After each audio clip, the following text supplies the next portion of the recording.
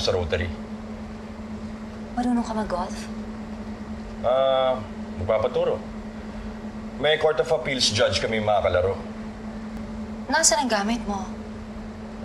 Pairamin ako. Ayaw kasi mag-invest sa equipment habang hindi pa ako marunong. Mag-isa lang ako dito. Andyan naman si Manang Ano ka ba? Alam mo naman pag Sunday, day off ni Manang, di ba? Love, napasubo na ako dito Dalaw natin kay Mama ngayon, di ba? Babawi na lang ako. We'll visit her again within this week. I promise. I have to go. Bye.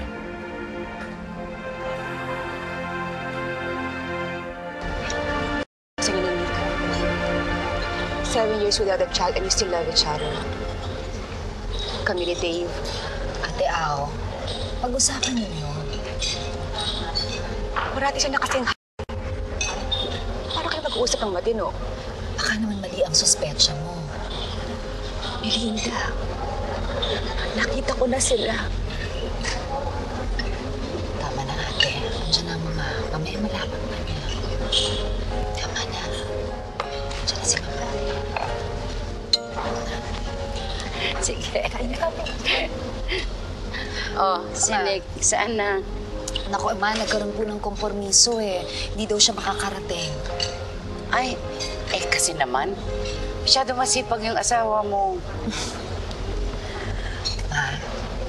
Ma, mabuti-buti na ang insura mo. Thank Huwag mong kakalimutan ng gamot mo, ha? Dahil delikado ang diabetes at high blood.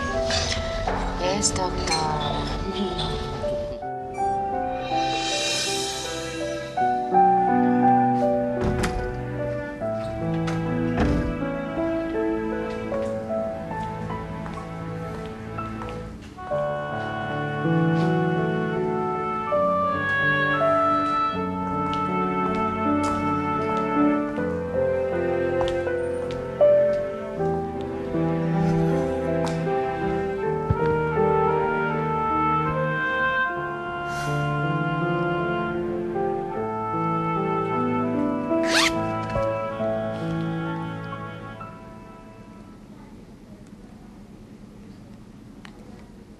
The subscriber cannot be reached.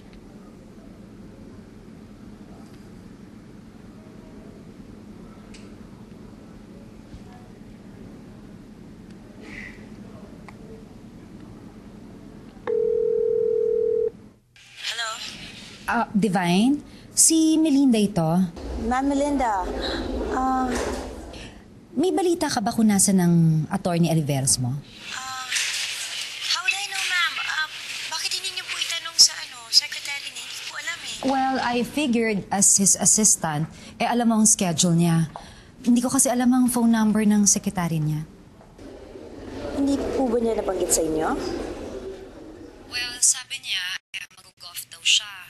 Hanggang ngayon wala pa dito sa bahay out of reach yung cellphone niya. May nabanggit nga po sa opisina nun. Pinag-uusapan na ni Sir Max. Baka nga po nasa golf course. Okay. Sorry sa abala. Thank you.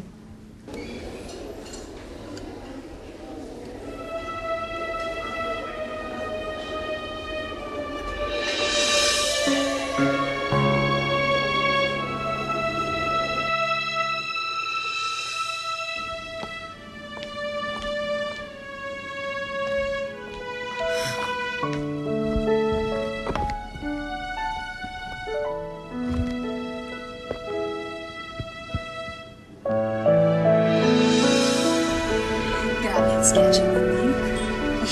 Alam ko naman yung number niya sa office tsaka yung address niya. Baka sadyain ko na lang siya doon. Alam mo, naninibago sa'yo yun. Kasi ibang-iba ang aura mo Thank you. I'll just have iced tea first. Thank you. Ako din. Ay nako, my wild days are over. Oh, parang imposible yata yun. Ikaw pa. Ever since I became a Christian, nagbago na ako ng husto. I'm a totally different person. Tsaka, ang sarap-sarap pala ng pakiramdam kasi parang nawala na lahat ng bagay sa buhay ko. I'm happy for you, Anita. Ibang-iba ka nga ngayon eh. Parang panatag yung loob mo. I used to do drugs, alam mo yon. At grabe, kung magpalit ako ng boyfriend, para ako nagpapalit ng damit.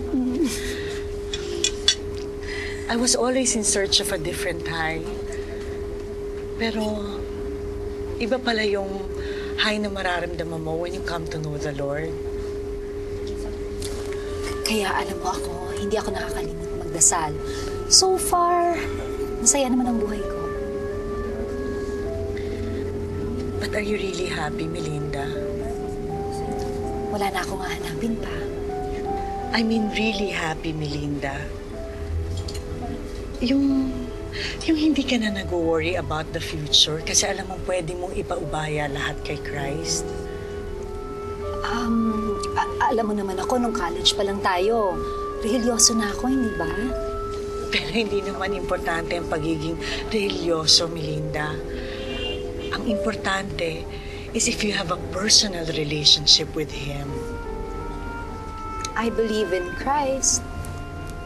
A lot of people say, I believe in Christ. Pero wala namang personal relationship sa Kanya. Iba kasi pag tinanggap mo na siya sa puso mo. At alam mong you can entrust to Him everything. Well, I suppose so. Nagbabasa ka ba ng Biblia? Anita, hindi naman ako Bible expert para gawin ko yun, hindi ba? At saka hindi ko naman maiintindihan yung lahat ng nakasulat doon. Pero if you have a personal relationship with Him, mauunawaan mo ang lahat ng sinasabi ng Biblia. Ang importante kasi sa akin, Anita, hindi ako nanlalamang ng kapwa.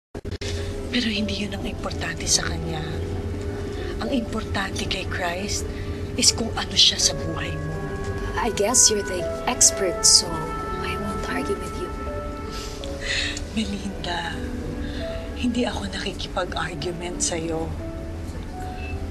I am just sharing with you something that's profoundly important that has turned me into a genuinely happy person. Anong orderin mo? Hindi ka na, order na tayo. Waiter. Sandali lang ha. Alam ko na, bakit hindi ka sumama sa akin sa prayer meeting? Makinig ka lang. Try Jesus for a change. Sige. Pag malibre ako. No. Make time for Him. Jesus has always time for you.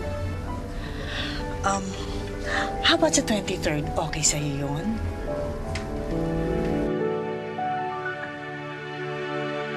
Ayaw ni boss sa hotel na yon. Alam mo, yan ang talagang ayoko sa bagong executive secretary ng boss natin eh. Kapag ngayon nyo lang sasabihin sa atin, nakapag-book na tayo. Baka madimanda tayo ng hotel na yon. Ang ginagawa ni Melinda. Asawa ng dekampanilyang lawyer. Naku, dahil maging kasing swerte mo lang ako, saan ako makakahanap ng isang attorney Oliveros na papakasalan ako?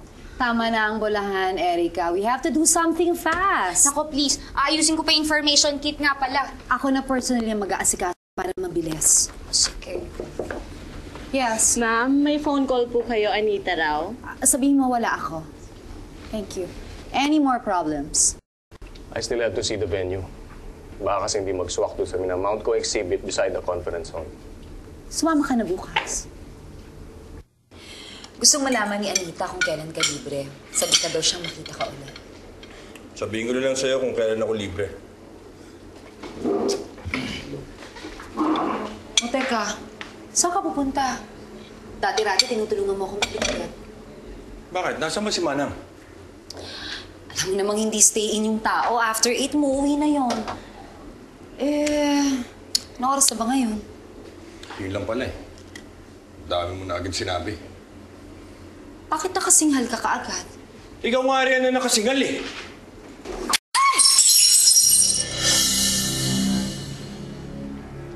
Kung galit ka, sabihin mo na lang. Hindi yung ganyan, no? Nagbabasag ka. Hindi ko sinasadya yun. Kitang-kita naman na tinapon mo. Nadulas lang sa